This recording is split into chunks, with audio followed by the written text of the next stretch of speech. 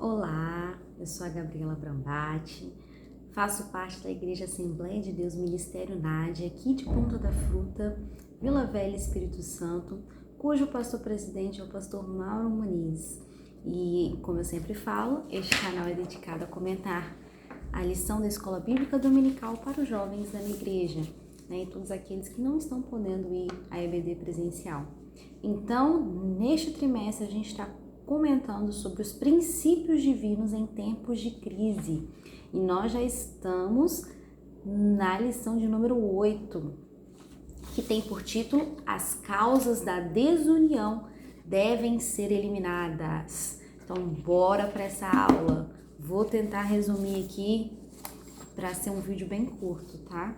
Então, que você em casa pegue a sua Bíblia e vá estudar profundamente a palavra de Deus, porque quem tem a palavra de Deus guardada no seu coração não peca contra o nosso Pai.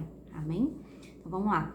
Nosso texto áureo de hoje se encontra em Salmos 133, versículo 1, que diz bem assim: ó, quão bom e quão suave é que os irmãos vivam em união. Então nós vamos estar falando hoje sobre a união. Verdade prática.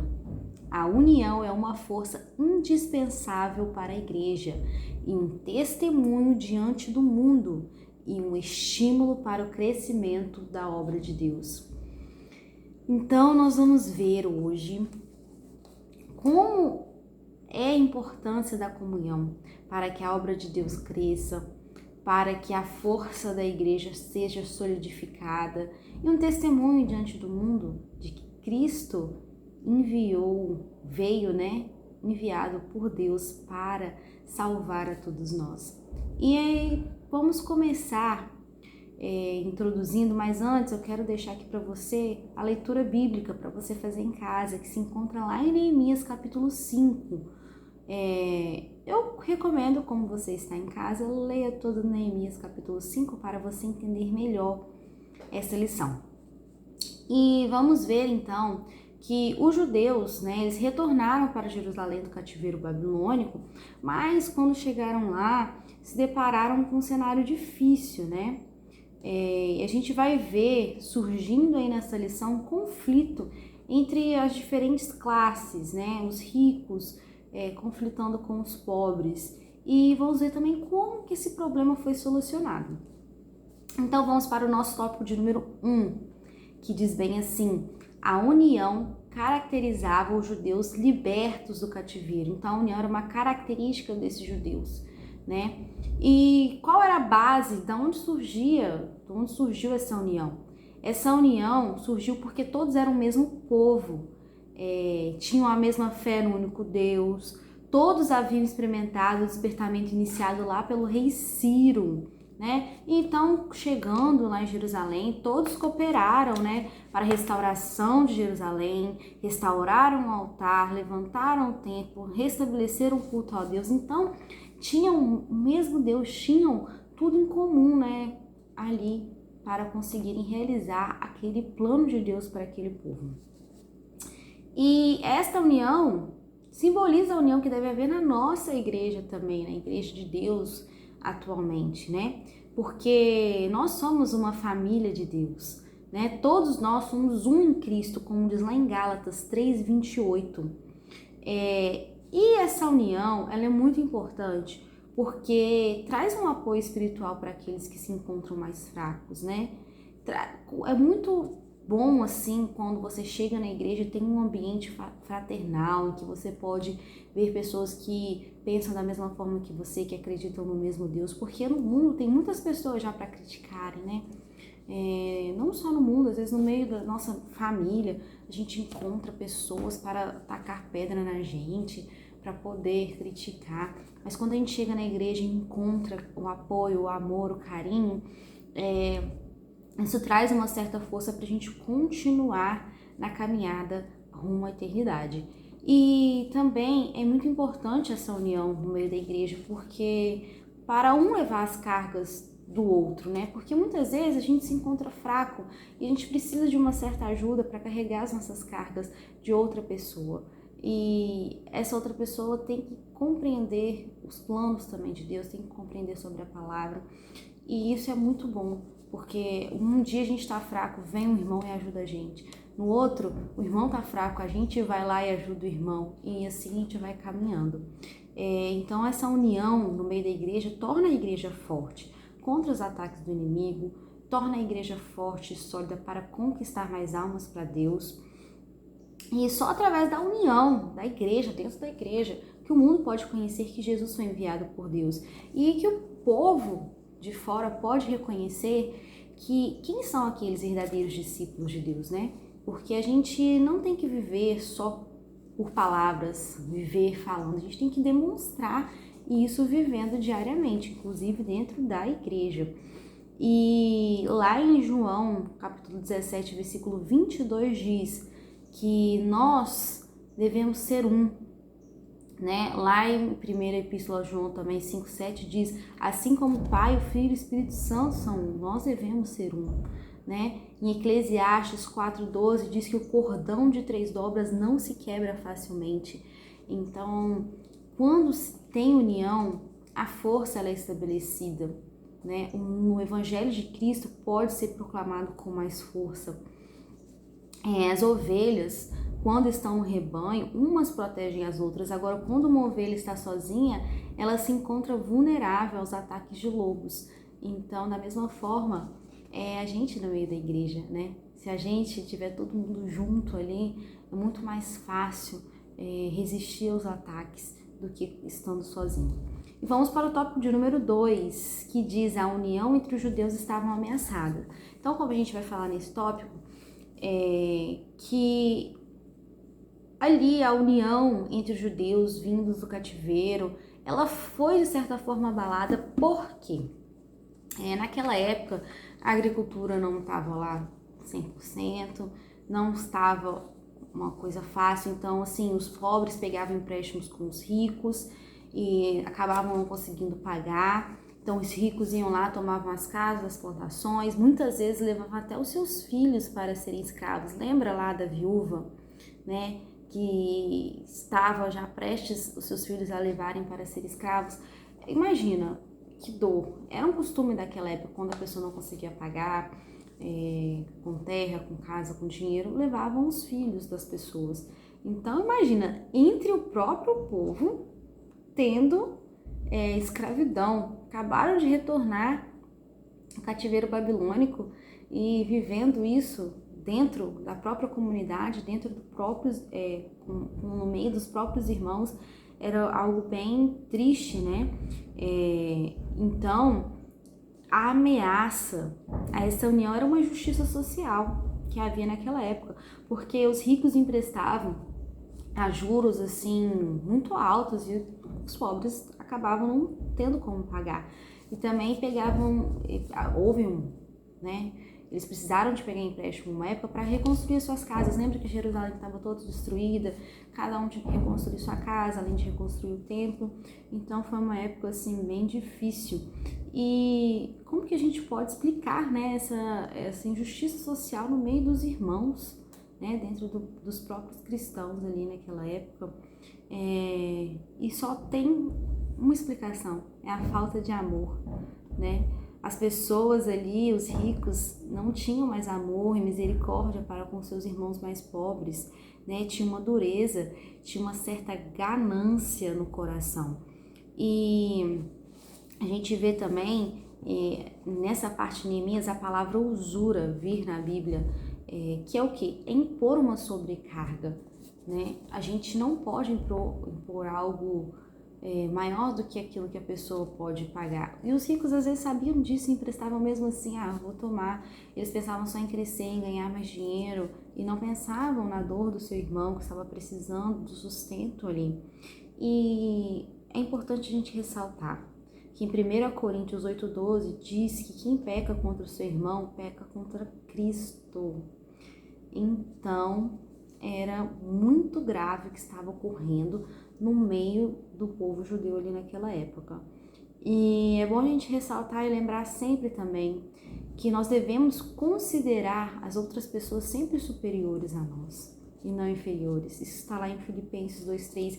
Isso, se a gente tiver isso no nosso coração, muitas causas de desunião e conflitos serão extintas do meio do povo, porque se a gente considera o outro superior a nós, a gente não vai muitas vezes querer o mal, a gente não vai tratar com diferença. Então é muito importante, porque a gente vê muitas vezes coisas pequenas no meio da igreja atual desfazerem a comunhão, trazer muitas vezes crises entre os irmãos, brigas, conflitos, coisas pequenas, coisas bobas, que é fácil de resolver.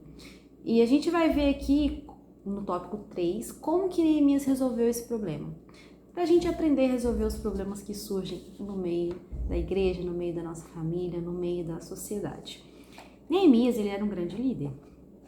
E ele convocou um grande ajuntamento das pessoas e falou da justiça: olha, vocês iriam vender os seus irmãos? E aí todo mundo que cometia aquelas injustiças se calaram, não tinha o que falar. Era uma injustiça assim, descarada, né? Tava na cara de todo mundo e todo mundo se calou. E Neemias, ele fez uma proposta: olha, vamos deixar esse ganho. Por quê? Neemias, ele era um líder muito visionário, assim, um líder incrível. Ele também emprestou dinheiro a juros, não exorbitantes, como alguns faziam, mas emprestou. E ele mesmo abriu mão daqueles juros que ele iria ganhar em prol da paz no meio do povo. E ele falou: ó, vamos deixar esse ganho, vamos restabelecer, vamos perdoar as dívidas, vamos restituir a casa àqueles que perderam filhos, plantações, etc., para que a paz seja estabelecida. E todos aceitaram a proposta de Neemias, né? E falaram que queriam restituir, porque eles viram que eles estavam errando, que eles estavam indo de encontro à palavra de Deus, né? Estavam indo contra aquilo que a lei de Deus falava mesmo, sabe? E então Neemias fez com que todo aquele povo rico jurasse diante dos sacerdotes, né? Para que não acontecesse deles voltarem atrás na ideia, depois que passassem, esquecessem aquela lição, né? Então teve um ato solene e eles juraram diante dos sacerdotes. A gente vê que Neemias, ele foi pronto em resolver aquele problema, foi diligente, foi lá, chamou o povo: ó, vamos resolver, tá tendo injustiça aqui, não dá para continuar assim, né? Essa não é a vontade de Deus. E com a gente também deve ser assim. Quando a gente vê uma injustiça acontecendo, ou quando a gente faz parte, né, dessa injustiça, a gente deve chegar logo pronto e resolver diligentemente a situação, para que aquilo não vá causando mais e mais problemas no meio da igreja, impeça o Espírito Santo de atuar, impeça a obra de Deus crescer. Então, como a própria palavra diz, se o teu irmão tem algo contra ti, vá você até ele, né? E então, se você perceber que tem algo de estranho, que tem algum irmão chateado com você, vá você até ele, né? E pergunte, tente reconciliar, né? Peça perdão. Muitas vezes a gente não sabe, não vê que fez algo de errado, mas a gente pode até ter feito pela visão do irmão. Então a gente tem que ir lá e resolver. A gente não pode deixar os conflitos virarem uma bola de neve. A gente tem que ir de pronto, reunir, resolver e acabar com o problema da melhor forma possível, para que a obra de Deus possa crescer, para que a obra de Deus possa continuar, para que o Espírito Santo possa atuar no meio da igreja, para que vidas sejam salvas. Uma igreja em que há contenda é uma igreja dividida, ela não cresce, ela não subsiste. Então a gente tem que estar sempre buscando a união no meio da nossa igreja, no meio do lugar que a gente congrega, no meio da nossa casa, no meio da nossa família também. Assim, se a gente tiver algum problema com algum familiar, né, esposo com esposa, mãe com filho, enfim, filho com pai, a gente deve procurar resolver essa situação, né? Como cristãos, Deus nos ensina que através da palavra, através da vida de Neemias, como ele agiu, né? E muitas vezes os irmãos não têm força, então os próprios líderes, observando aquele problema, têm que ir até as partes e buscar essa conciliação. Neemias, ele era um verdadeiro conciliador, pacificador, né? E Deus, ele ama aqueles que são pacificadores. Lá em Mateus 5:9, bem-aventurados pacificadores. Então a gente deve buscar sempre ser pacificador. E vamos para o tópico de número 4, já indo para o final. Lembrando que aqui é apenas um resumo, então medite e busque profundamente os mistérios que tem na palavra de Deus, que são revelados através do Espírito Santo. Quando você pegar a sua Bíblia para estudar, peça ajuda ao Espírito Santo, porque ele vai te ensinar tudo aquilo que você precisa saber. E o tópico de número 4 é: a paz voltou a reinar entre os judeus. Então, após a solução desse conflito, a paz voltou a reinar. Como eu falei, né? Surgindo um problema no meio do povo, o problema deve ser tratado logo, de imediato. E às vezes tem pessoas que são mais difíceis mesmo de lidar, que não compreendem, que não estão acostumadas, né, a lidar com problemas, a resolver problemas. A gente, no meio da igreja, são pessoas assim de várias personalidades, de vários jeitos diferentes. Então, tem certos problemas de relacionamento que devem ser tratados com muito carinho, muita paciência, muito amor, porque às vezes a outra pessoa não vai compreender muito bem. Então a gente tem que estar sempre tratando a situação com muito carinho, com muito amor, para que a outra pessoa compreenda e queira também resolver um problema, né? Quem ama a Deus ama também a seu irmão, né? Primeiro, Epístola a João 4:21 diz isso. Então, se a gente diz que ama a Deus, a gente tem que amar o nosso irmão. Às vezes é muito difícil lidar com pessoas, se relacionar com pessoas. Cada um tem uma visão. Um é mais quieto, tímido, o outro é mais pra frente. Um é mais gosta de falar mais alto, o outro gosta de falar mais baixo. Um se sente à vontade para resolver os problemas, outro já não se sente tão à vontade assim. Então a gente tem que pedir muita sabedoria a Deus para lidar e aprender também, né, através da palavra de Deus, nos ensina a lidar com as pessoas, né? O próprio Jesus, ele tratava de forma diferente com as pessoas.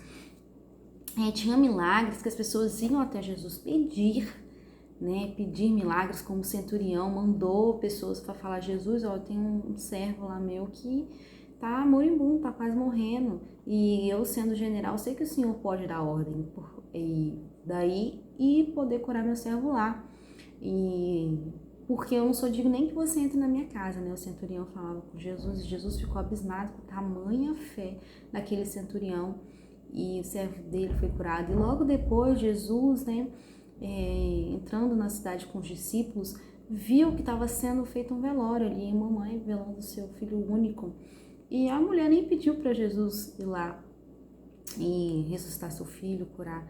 Jesus, ele se moveu de íntima compaixão, foi lá, encostou no caixão, vamos dizer assim, e trouxe de volta à vida aquele menina, aquele filho, né?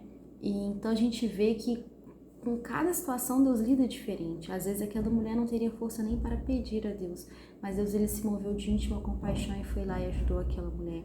Então a gente também tem que ter essa sensibilidade tem pessoas que vão chegar até nós e pedir ajuda, mas tem pessoas que não. Então a gente tem que pedir sensibilidade. Eu peço, porque às vezes me falta um pouco essa sensibilidade, e eu peço a Deus muito isso, para perceber quando alguém está precisando de ajuda e não tem nem coragem de pedir.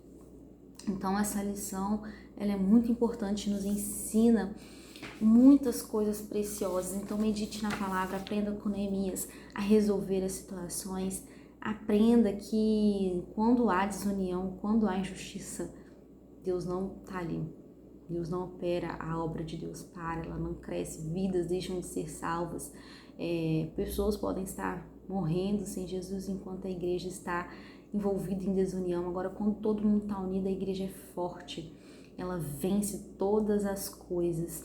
Então, espero que eu tenha contribuído de alguma forma para a sua vida e para o aprendizado da palavra.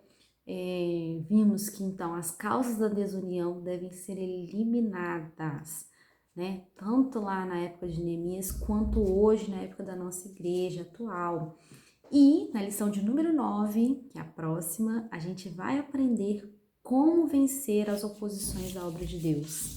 né? Então, espero que você tenha aprendido bastante, continue meditando, que isso daqui é apenas um resumo, e te vejo na próxima lição.